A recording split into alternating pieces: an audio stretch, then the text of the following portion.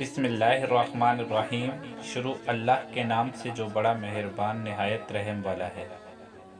حضرت ابو ذر رضی اللہ تعالی عنہ سے روایت ہے کہ نبی کریم صلی اللہ علیہ وسلم نے فرمایا، 3 قسم کے لوگ ہیں، اللہ تعالیٰ ان سے گفتگو نہیں کرے گا، نہ قیامت کے روز ان کی طرف سے دیکھے گا اور نہ انہیں گناہوں سے پاک کرے گا، اور ان کے لیے دردناک عذاب ہوگا۔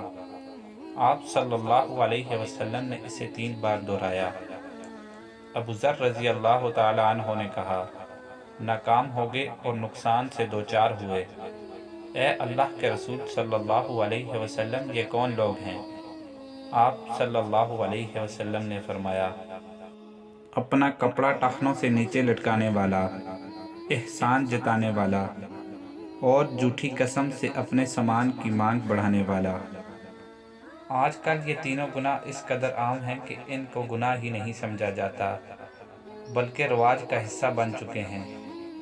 اللہ سبحانہ و تعالی ہمیں معاف فرمائے اور ان گناہوں سے بچنے کی توفیق عطا فرمائے، آمین۔